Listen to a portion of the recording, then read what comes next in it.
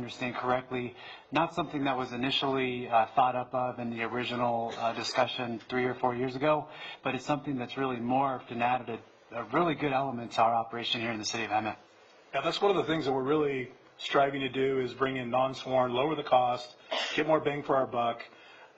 It was just tough. I mean, back in 2010, 2011, when we made the tremendous cuts, of course, the non-sworn are the first to go. So we need to build that back up. And our CSOs are phenomenal workers right now.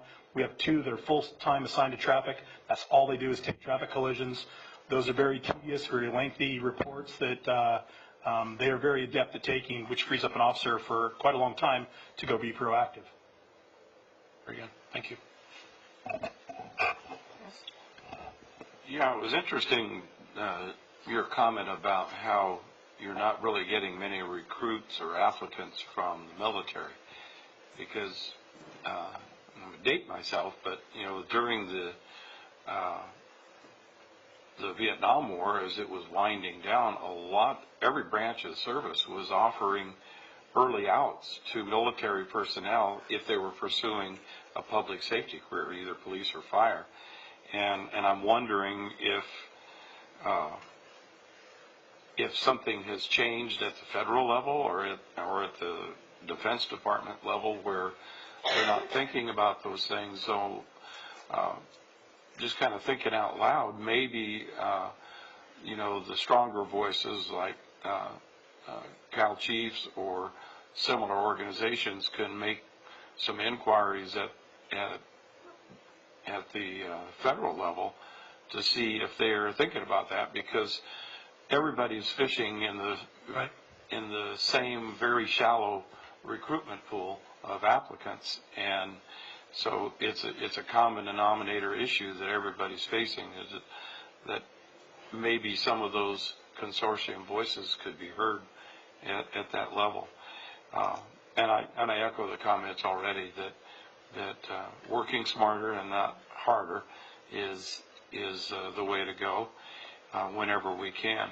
And it's interesting dynamic too of laterals, because many times you'll see a lateral make a move from a relatively quiet city to a busier city because they want more action. But after a period of probably 7 to 10 years, those more action-oriented guys are looking for a quieter town to move to because they're tired of working so hard. So there's a lot of dynamics at play in this, and certainly sounds like you're right on top of all the different facets of it. But thank you for the report. You're welcome. Carla, do you have any comments or questions? Thank you. Yeah, thanks, Chief. I think that we all certainly appreciate the lower stats with regards to how great the team is doing. Wish they all could be that way, but we're real happy with what you have.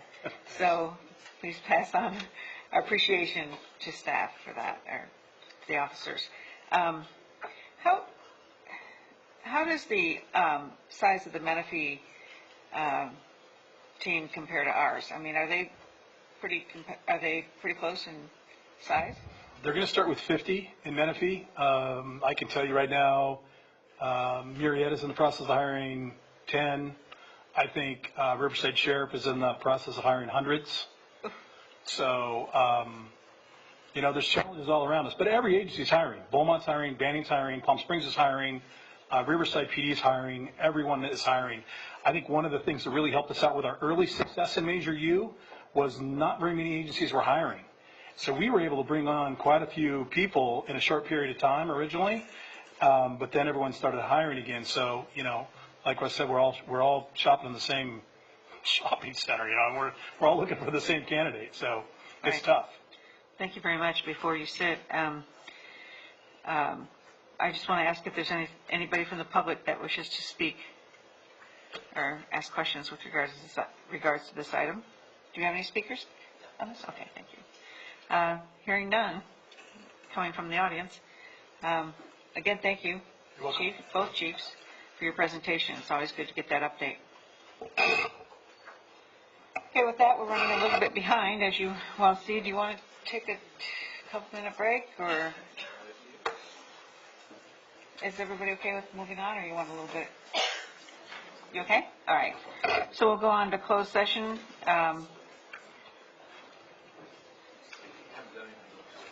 I know, and however, are there any members of the public that would like to comment on these closed session items? And I understand there might be another one. Okay, we'll add it later. Hearing none.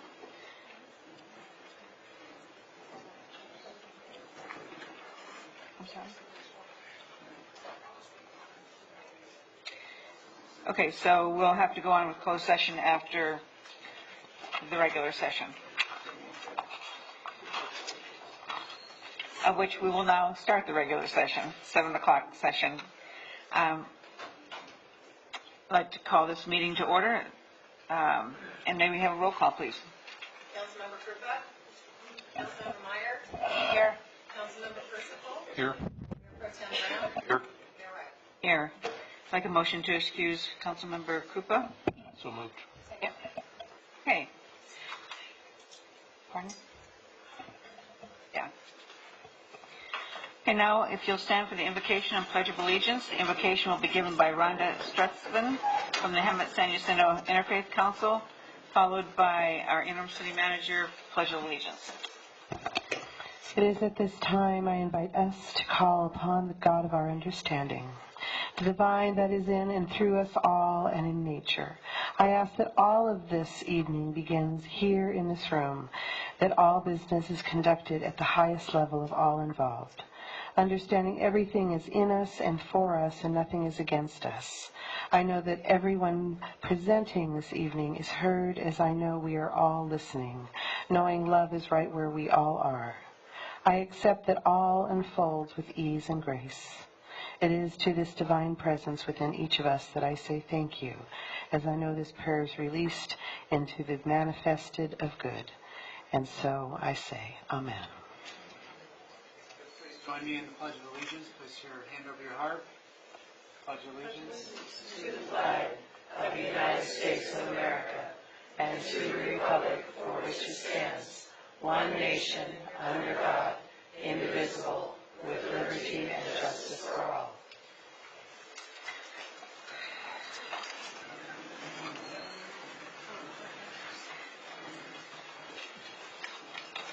Okay, next items of business.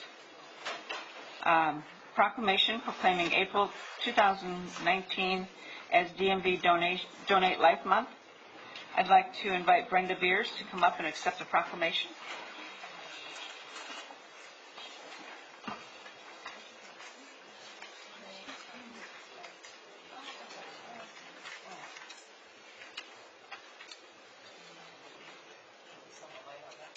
That's okay. I can do it.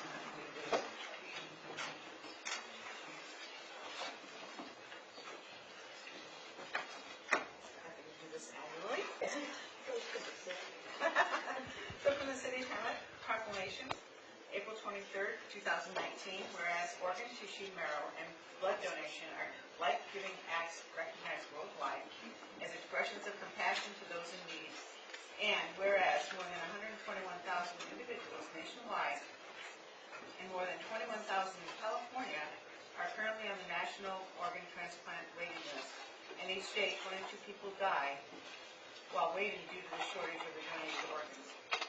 The need is especially urgent in the Hispanic and African American communities. And whereas any single individual's donation of heart, lungs, liver, kidneys, pancreas, and small intestines can save up to 8 lives, donation of tissue can save and heal the lives of up to 50 others, and a single blood donation can help 3 people in need.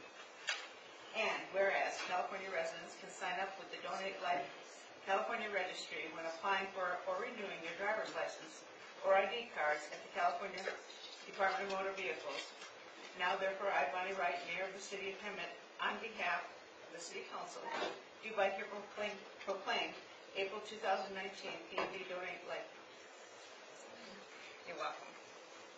So we always appreciate being able to do this. It's certainly an important cause, And briefly, I know you've spoken a few other times with regards to your husband. If you just want to make a brief statement, we're happy to hear that. Thank you, Mayor Wright. Thank you, council members. As the mayor mentioned, my husband was a kidney recipient in 2005. John was an extremely robust guy. He was a hands-on father, coaching our son's sports teams, teaching him to ski. He was a backpacker. He was a mountain climber with a summit climb on Rainier under his belt. But when he was in his 50s, due to a genetic kidney disease, his kidneys failed and he was on dialysis. He was on dialysis for 5 years. Dialysis keeps you alive, but it's not a fun thing. He did receive his kidney. We had 7.5 years. Fortunately, he had an unrelated surgery that was not successful, but the kidney was still working.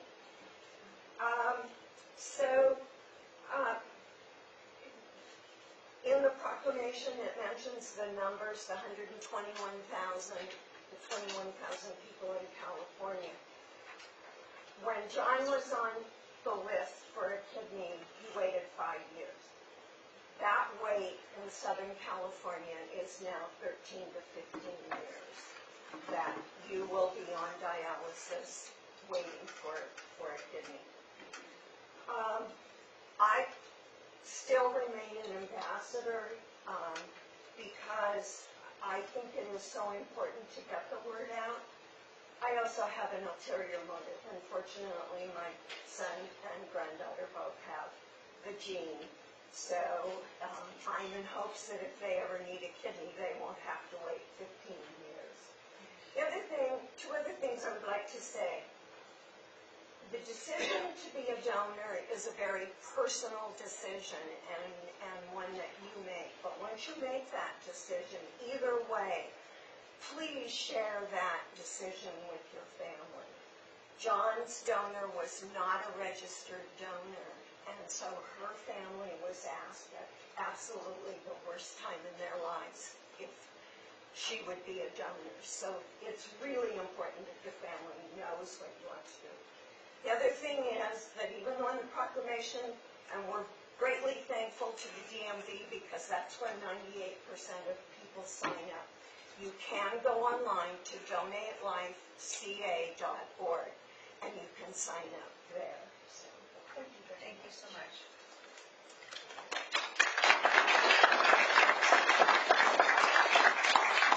Our next certificate of appreciation goes to Hemet Women's Club. I understand we have a few members here.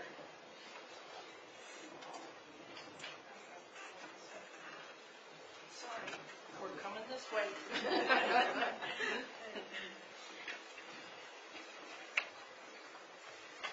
Hi, this is President Reggie. Hi, Reggie. How are you? I'm good, thanks. Nice to see you.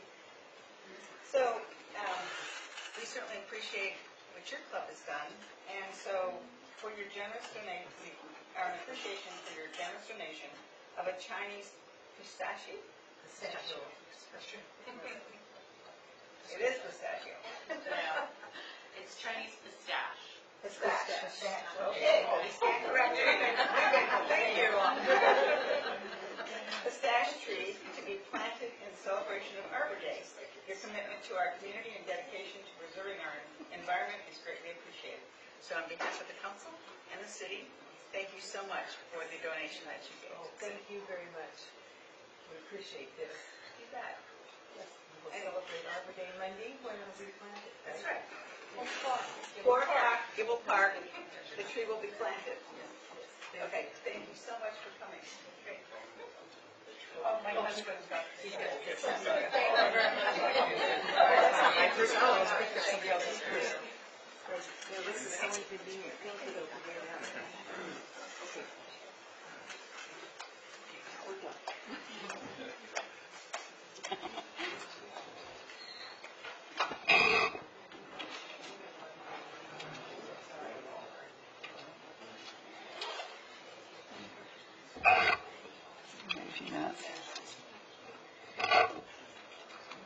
Okay, going on to city council business. The city council business items are expected to be routine in nature.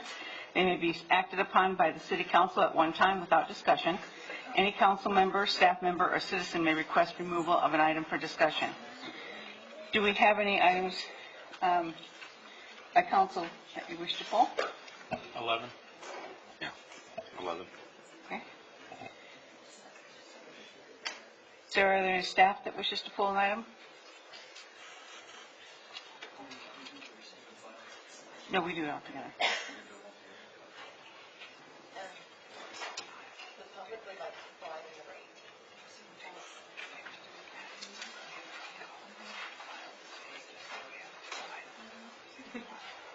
Okay.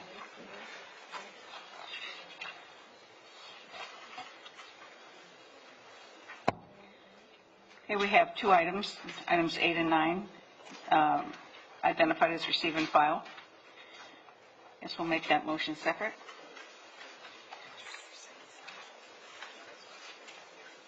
Yeah, okay, we don't need to make a motion on that. We do? Oh, okay, okay. So we need a motion to accept and receive and file for items 8 and 9. I'll move to receive and file. Second. Please vote. I'm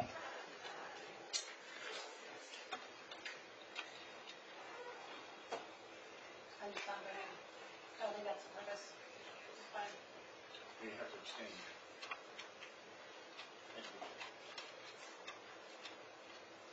Do you want to have a discussion about that? This is not going to abstain. Yeah, I thought that when Melinda and I had talked about it to council receive and file, that when we are in our regional meetings, we would just receive and file it. There's no motion about it. But we're not putting our approval on it because we Right. don't have the data. Agreed. So, that being said, Anything that's on your agenda, you should have a motion to either accept, reject, approve, or disapprove. And since it's on your agenda to receive and file, the council should take an action to receive it. Doesn't mean you're approving it, it just means you're receiving it. There are instances where you could reject something, and you don't want to receive it. I think there's many items that we discussed in the council meeting that we do not vote on, and they're on our agenda. If you're just giving direction to staff, you don't have to necessarily have a motion to give direction to staff. But when you're approving something or receiving something, it is best practice to have a motion to accept or approve it. It's pointless to move it or to make it a receive and file if we're still voting on it. Whatever. so, I'm trying to think, the other, You already have a motion and a Yeah. vote, so you have Already voted. And- 3 to receive It was- and 1 abstention. right.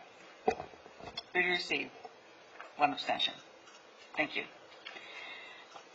I just don't understand, like, we talked about this at the last meeting, but, okay.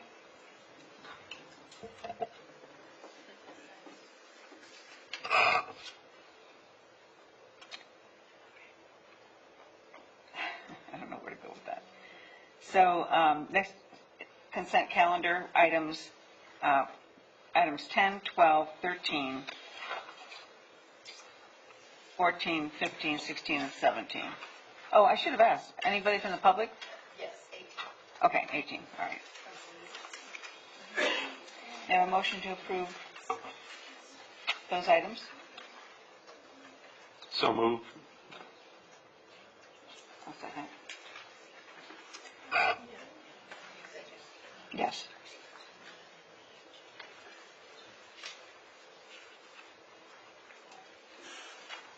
And that passes 4-1, or 4 with 1 absent. 4-0. Okay, number 11, item number 11.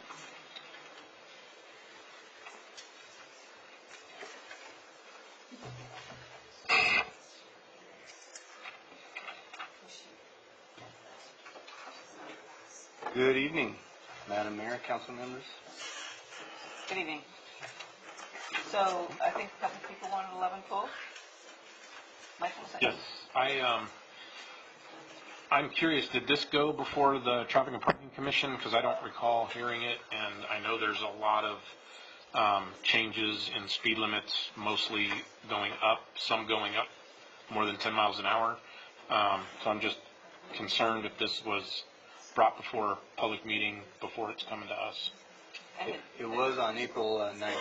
April 9th? Okay.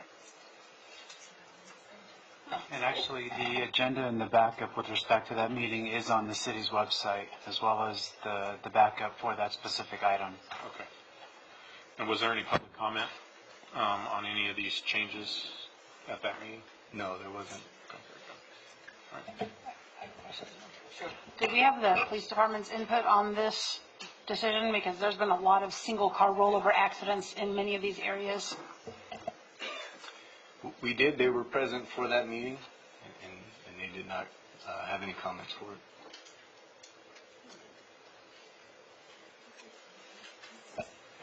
So I do have a city attorney question. If there was any of these streets that we said, no, we don't want to raise it, that, and I know this is based on a speed survey, 85th percentile, is there any legal consequence or ramifications for that decision, or is it strictly just go by the engineer's recommendation and based on the speed survey? The law does allow cities to have some variation from what the engineer has recommended, but based on an articulation of the conditions of that street, traffic, what's around there, and it's always the best case to have the traffic engineer come in and assist you with that speed limit. We want to be able to have a speed limit that the court will enforce. The court will enforce a speed limit where there's an engineering and traffic study that shows that something's at the 85th percentile, or where the traffic engineer has made a recommendation to maintain the speed limit or adjust it.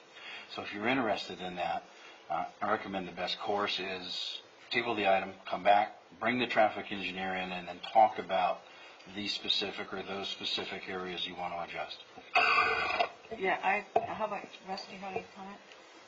Yeah, and I sent an email to Robert asking some questions about the speed survey, and I know it's a different county, but my experience was that when the studies were done, we would go to the traffic court in chambers with the magistrate and review. We would have some recommendations that were deviations from what the 85th percentile represented, and fortunately we had a very good rapport with the magistrate, and he was very receptive to any input from our traffic engineer or from our traffic enforcement officers. It would usually be a pair or a trio of us sitting in chambers with the judge, and we would, for example, look at a street that may be a collector street by definition, but it had a rare significant residential characteristic to it, and so therefore we would recommend something lower than what the 85th percentile represented. And our experience was they were very receptive to those situations. So I'm not familiar with precisely how the approach was done here, whether something similar was done. I am sensitive to the fact that we have to have a current survey for the officers to be able to do radar speed enforcement. And so one of the questions that I had was, when does the current survey expire? Are we up against a time crunch? Yes, I believe it is.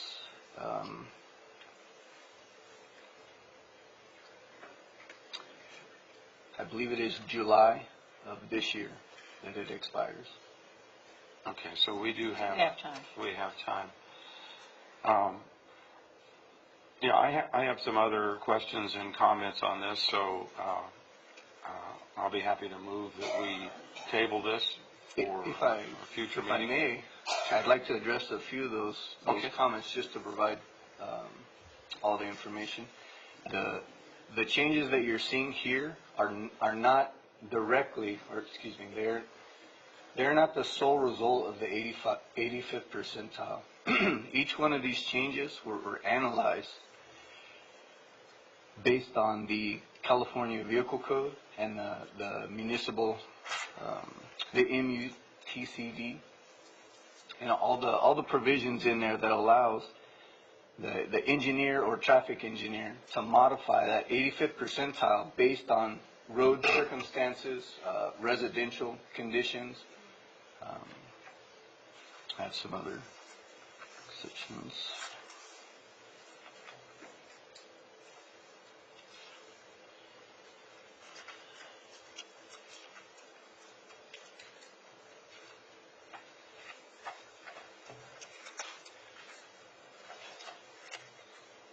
Yeah, accident reports, road conditions that are not readily apparent, and when they are next to schools, parks, or residential neighborhoods of a particular density.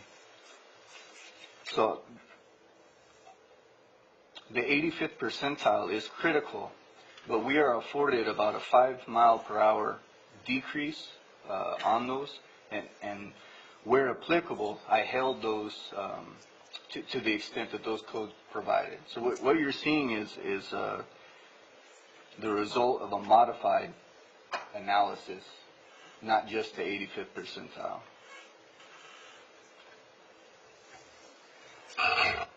And I appreciate that, and not to be argumentative, but I just want to give one example that was one of the first ones that caught my eye.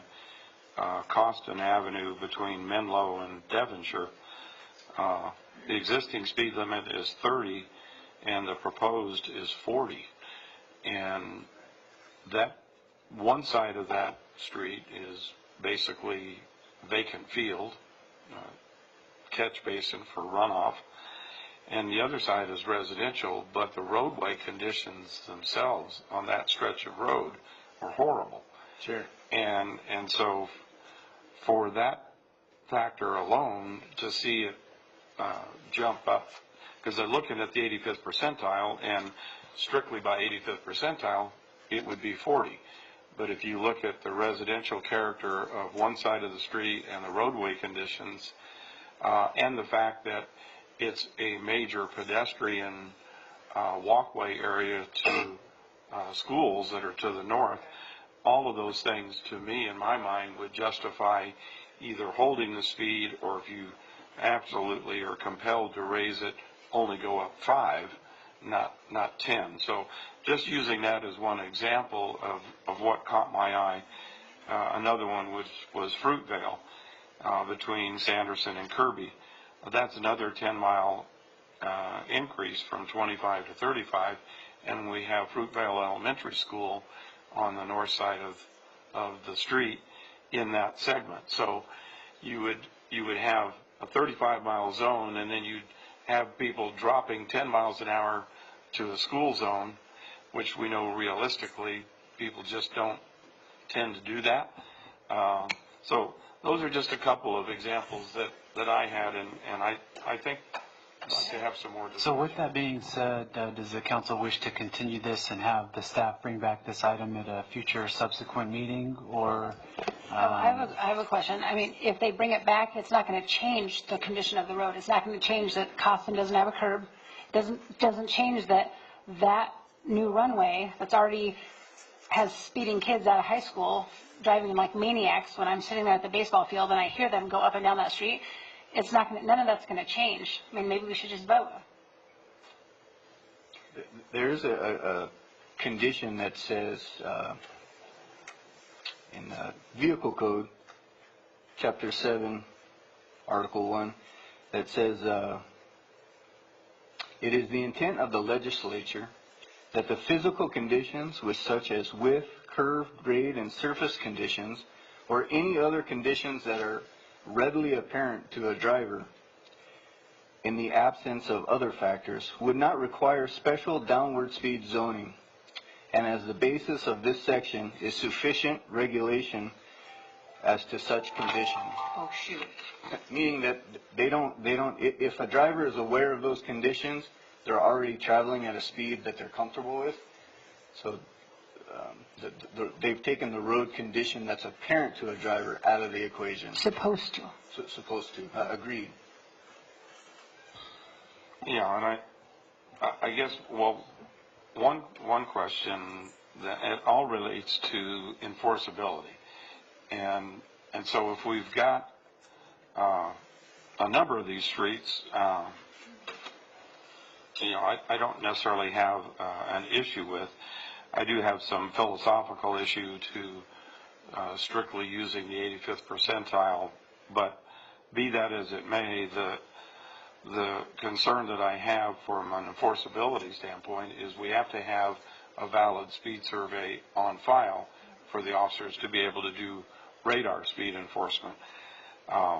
So I guess my question maybe for the city attorney is it feasible to approve with exceptions and ask that we revisit some of the streets, for example, anything that has a recommended 10 mile per hour increase? Can we approve the speed survey absent those and ask those to come back? Yes, you can certainly do that. We call out those items and then bring those back for further discussion with the traffic engineer. And I don't know if that would be satisfactory to my colleagues on the council, but that's a hybrid approach that we could look at, because I am concerned about making sure that we don't have an adverse impact on enforceability. And the other question is, I mean, we're not known for our good quality surface roads in this town, so how do we know that there's not big chunks of asphalt missing? I mean, I can, like my kids go to Taco, it's all the way from Cornell and Park, and there are big chunks of street missing. And so, I know you guys took into consideration road conditions, but as we pointed out on Costin, that's not, in my book, it's not acceptable. So, I don't know. The code permits me. Right. I understand. And it's not about you. We're just talking about, we have to look at, I feel like as a council, we have to look at the safety of our citizens in this town and consider all the recent accidents that we've seen, and that everybody's always in a hurry. And so we're going to mark these up to, 45, 55. So does that mean it's okay to go 60? Does that mean it's okay to go 45? The thinking of how people are, the reality of what happens. We don't probably need to encourage people to go any faster. I think that's one of the fundamental issues I have philosophically with the 85th percentile, because people get comfortable driving at a speed, and it's that's majority, or the 85th percentile of those drivers are the ones that are pushing the speeds up. And so it's a little bit artificial. Not that they would necessarily be doing it conscientiously and intentionally to get a speed limit raised, but and if this isn't approved, what would the problem be with that? Like if we just say no? Then there's not a speed limit that has been determined by a traffic engineer for that particular street, and we'll have trouble enforcing the speed limit. So right now, we can't enforce the speed limit on what we have, No, unless we go faster. There's a valid speed study in effect through July. After July, there wouldn't be a valid speed study, and potentially people who receive a speeding ticket could challenge the issuance of the ticket on that basis. So this is, again, we really have no point sitting up here and deciding if we really don't get to decide.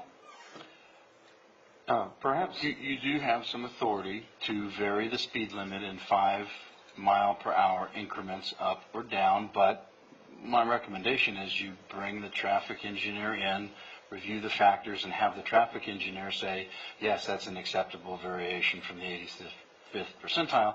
That way you get your adjustment and it's enforceable. If I might, maybe Chief Webb could comment. It's my understanding that the criticality of a speed survey has to do with using radar for speed enforcement. Is that correct, or am I old school? Yes, you are old school, but yes, that is correct. So, Thank you. It just grew 3 more gray hairs with that comment. we actually furnish the traffic court with traffic speed surveys, but oftentimes if someone decides that they would like to fight a traffic ticket for speed, specifically when we use our LiDAR, radar, sometimes they will do a subpoena ducis tecum for the speed survey that we'll actually have to bring that in and show the court there is a valid survey. So whatever the council decides, I will back 100%.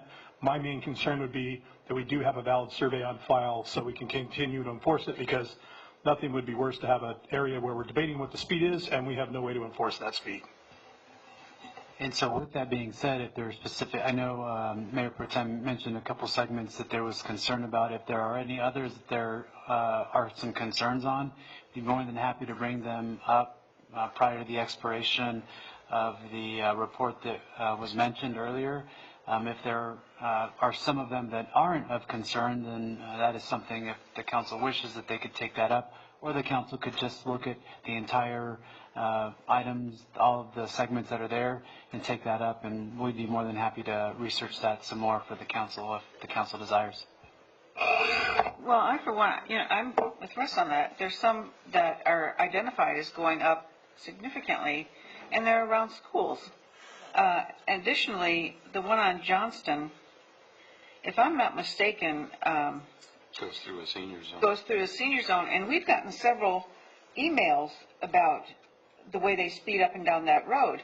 Well, it might not change what they do, but the point of it is that we need to cut that speed. We need to cut that speed, not increase the speed. So to bring that one up to 35 and a 25, I mean, it's like Seven Hills. Seven Hills is 25, and we were told, if through the traffic study, if we were to raise it, they couldn't enforce what they needed to enforce. The HOA could not enforce the 25 speed within the development. So there are some areas of concern, as far as I'm concerned, as other council members on certain segments. Even Stetson altogether, I mean, to go all the way to 50, wasn't it just last year we had that fatality out there? I mean, why would we do that? So I think that, I've got a couple comments. Go ahead. Questions. The July, is that the 5-year expiration? Because if I recall, there's a 7-year based on the training and experience of an officer that does it. I believe it is the 7-year. Okay. On that one. And then just a comment, and I've made this comment to many people that have asked me about putting speed limit signs in residential neighborhoods, because a residential neighborhood is a prima facie speed of 25 miles an hour. Be careful what you wish for, because you end up with a 35 mile an hour speed limit in your neighborhood, or a 40 mile an hour in front of a school. So, that just goes back to, if you live in a residential neighborhood, don't ask for speed limit signs. That's right. So, I mean, I'd like to entertain bringing it back, because there are areas that we have concerns with for legitimate reasons. So, that's my recommendation. The whole item before you? Well, I think we all have, Okay. Anything more than 10. Sure.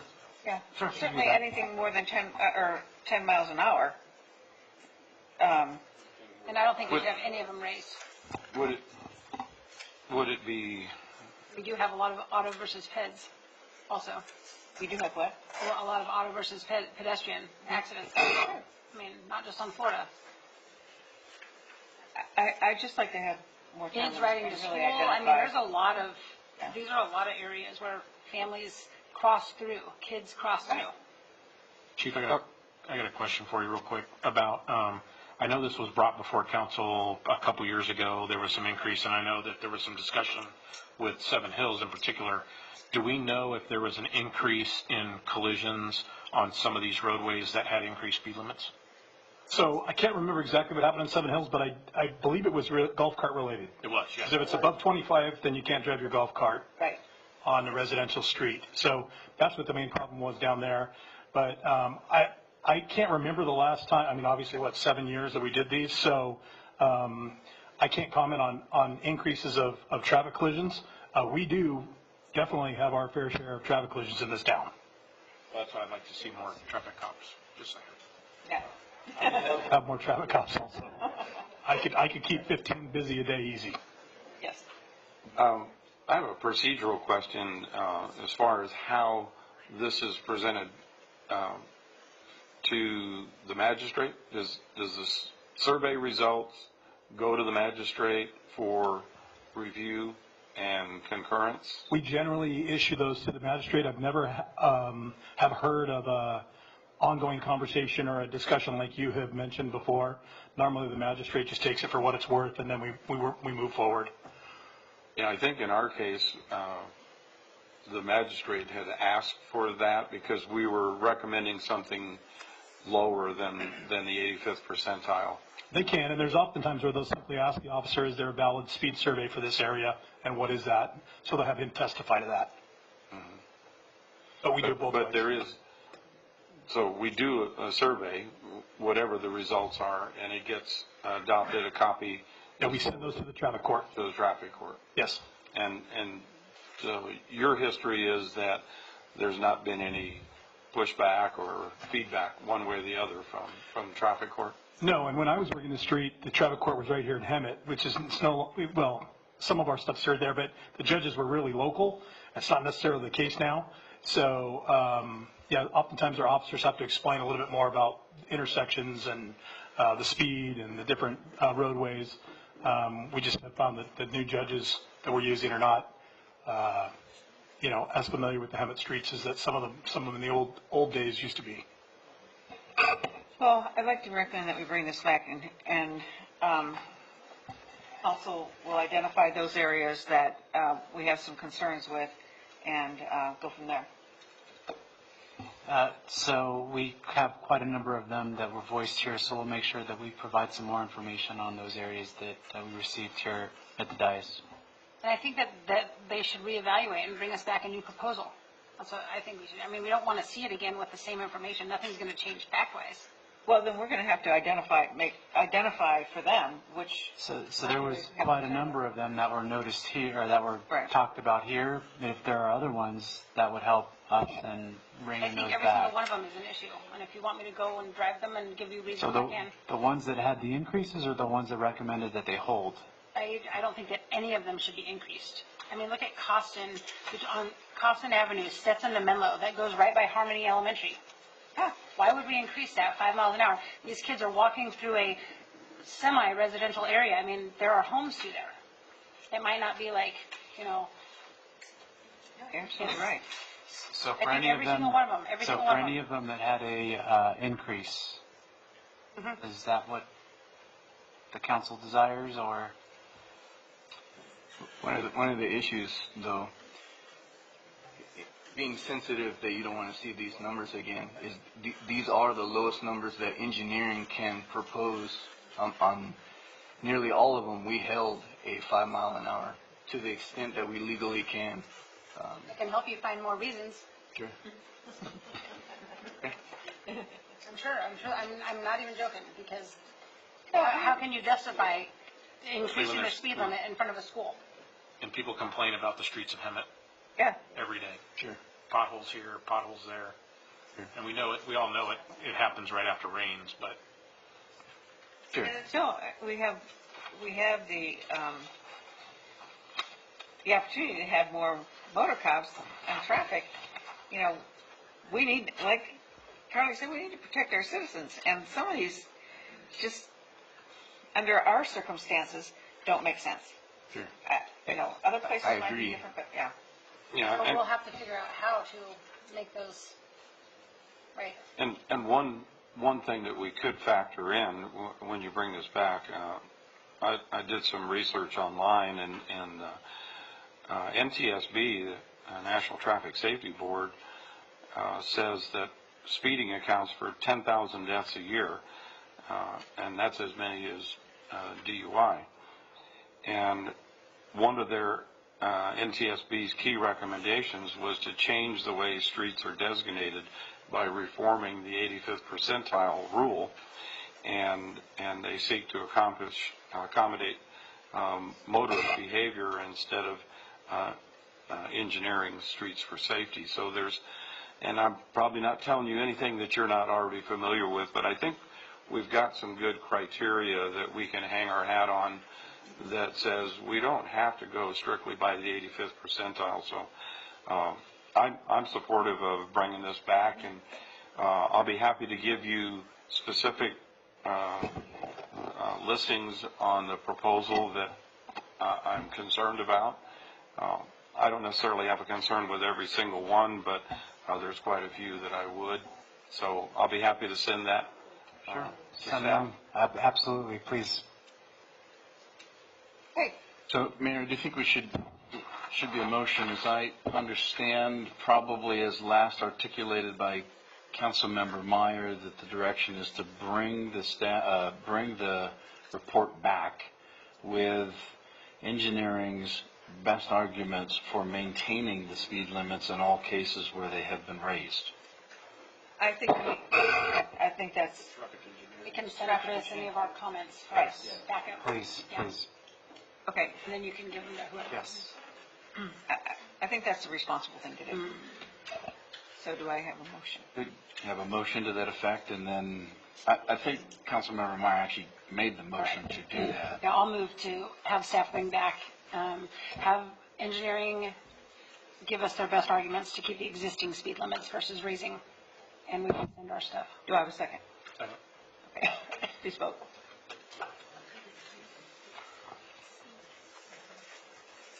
And that passes 4-0. Thank you. Okay, going on to communications from the public. Anyone who wishes to address the number 18, I'm sorry. Oh, sure, I'm so sorry.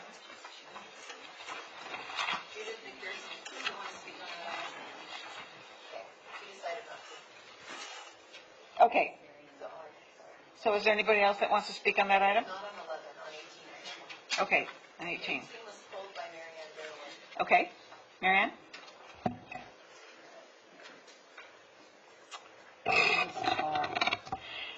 Good evening, City Council. So here we are again, amending, and we haven't actually visited that for almost a year now. We've done really well on keeping our budget and keeping what we've agreed to in our budget as far as our spending. But now we're back to amending again and asking for more money on certain things. This one's the street lights. I get it. They need to be maintenance. I also do have to give it to Public Works that I've seen improvement in my neighborhood. I live off of Oakland and Lyon, and there's a lot of outside lawns to be mowed, trees. I have trees everywhere. But, however, I don't agree with the amending. I never have. I feel that that's why you have a budget. You need to stay within your budget. That's what you get. If you can't work within your budget, then you know what? Then you don't do so many lights. You have to then go to the next, that has to carry over into the next year or 6 months or whenever to spend that rest of that money. I don't get extra money in my account when I go over. I don't get to call the bank and go, could you just give me a little more because I went over and I didn't think I was going to spend that much. I do want to go on though about the tree trimming trucks that Kristen did mention in December, and that she did have the money for those trucks. And we still didn't order a truck, and here we're going to come up now. We're coming up almost on the 6th month before our trucks are going to go out of service for those cherry pickers. And so something does need to be done. She said the money was there. I believe in that the money was there, but why are we not then allowing her to order at least one truck? If the money's there, then we should be able to spend it. If the money's not there, then we should know, the public should know that the money's not there, and that's why we're not spending it. But as far as, like I said, I'm not a big person on amending. You have a budget, you stick with your budget, that's it. If it has to roll over, it has to roll over. Thank you. Chris, you want to speak on this item? I would love to. Okay, we're friends now. Yes. So, good evening, Mayor, members of council. So just for some clarification, and there's a lot going on with this item, so maybe if I can just walk you through it. So this is actually for our traffic signals, for the signalized intersections. The city owns about 40 signalized intersections, as well as our lighted crosswalk that we've got in front of West Valley High School. We've also got some bridge lighting currently on Sanderson, soon to be on Stetson, hopefully. So what has happened is over multiple years, we've actually brought this forward a couple of times.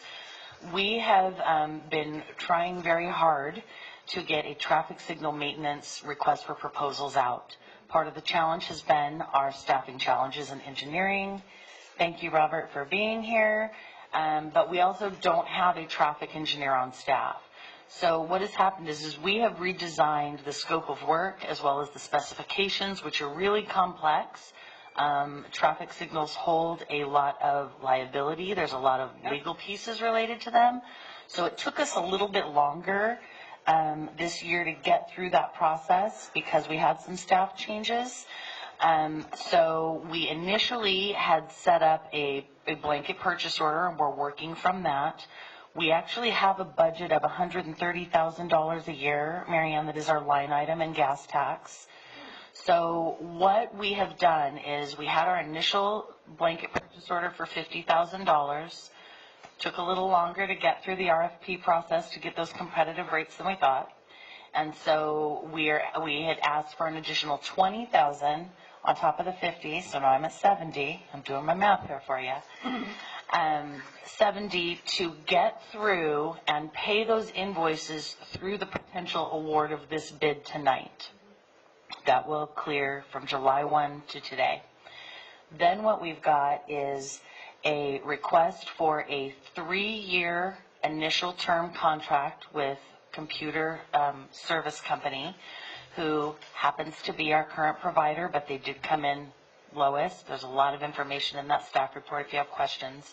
While we are awarding a 3-year contract, we really will have kind of a prorated piece for this year. We've only got a couple of months left to get through this fiscal year, but that contract award, that portion of the PO for this fiscal year is well within our budget of our $130,000 that we have for traffic signal maintenance, in addition to what we've already done. Now, that is assuming that we don't have the vehicles running into our traffic signals like they like to do now through the end of June. We will be able to hold within that budget. So while we are asking for additional authorization on the purchase order, because it took us a little longer, we really do have the budget. It's really not an amendment to a contract. And jumping forward, we brought the council the full potential cost of 5 years of traffic maintenance to approve, but we're really only issuing an initial 3-year term on this agreement. We've tried to wrap everything into it, again, like we did at a previous council meeting, to give the council, the public, a clear understanding, be very transparent about what the full potential amount of this contract should cost. So, no more amendments. Okay. So Chris, just a quick question. Does that also include the timing of the what's going on? You guys are going to get me into street stuff, aren't you? So what happens with the timing is this company would not decide the timing. It would be a traffic engineer. It would be someone who has that expertise. It would probably be a consultant. We don't have a traffic engineer on our team. But if we found that there was timing or signalization changes that need to be made, CSC is certified to make those changes from a report that's been adopted. But they don't just go pick and choose timing. As we know, how important that timing is. It's huge. 1 second off, and city's set up for litigation if something happens at that signal. Right. So, and very important to have it not maintained. to go back 30 minutes, but as speeds change, that gap changes in terms of what, a yellow light or a red light needs to be. So thank you for the clarity. I would agree. I don't know if you know, but that's where my job is. That's where I have to go through every day, and Sanderson is the worst. You can hit every red light going all the way through the school. So, a lot of information, but we're on our best, behavior, I promise. And to your point, Marion, your question brought up the ability to be able to add some clarity to why that particular case is like this. Thank you. Thank you. So, is there anyone else that wants to speak on that? Okay. Any? I'll move to approve it. I'll move to approve number 18. Second. Please vote. And that passes 4-0. Thank you, Council. Thank you. Now, communications to the public. Anyone who wishes to address the council should have submitted a request to speak form to the city clerk. Speakers are limited to 3 minutes in consideration of others who are here for other agenda items. Please come forward to the lectern. As you know, state law prohibits the city council from discussing any item not on the agenda, except for brief responses to statements made or questions posed by the public. In addition, we may ask a question for clarification, provide reference to staff or other resources for factual information, or if necessary, request staff to report back at a subsequent meeting. Sarah, do we have any requests to speak? We do too. Your first speaker will be Marie McDonald, and should be followed by Pat Gregory. Okay. City Council, here. I wanted to first make a statement and get it on the record. The information that I gave you, or that I put forth at the last council meeting, was based not one item on information from any city council member. I want that to be very clear. No one gave me information that I used in that statement. I want to continue with my comments on the median. I believe that we should have a more recent traffic study to establish whether or not there is a need for the median. I think we should have a survey of businesses that will be affected by the median to establish the anticipated loss of income by those businesses and by the city for sales tax. I think the expectation of cost to our entire community for loss of business, the inconvenience and the frustration due to traffic delays should somehow be given a monetary value.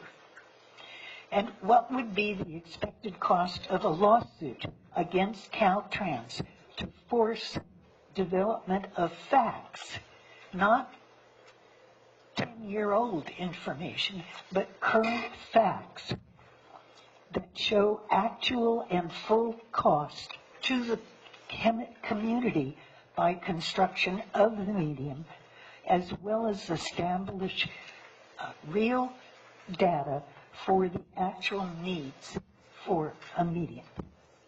Thank you for your time. Pat Gregory?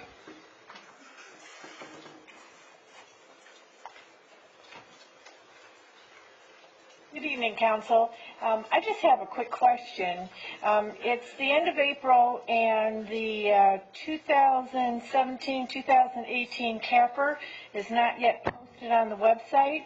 My concern is that this is the latest it's ever not been available during the last 6 years. It concerns me. I sent an email to the finance director, who said that it would be available at the end of March.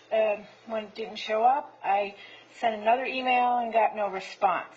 So a lack of response is questionable, and I also worry about how the state auditor isn't being responded. This is a lot of financial information that's out there, and it's not available to the public, so it's concerned. I appreciate you bringing that up. We actually received the hard copies of the CAFR, I think, yesterday. And so we're coordinating a date with our auditor to have a presentation to the council and the community so that they can go through the audit and make that presentation to everyone. So we're working on that right now. Is there a date when it might be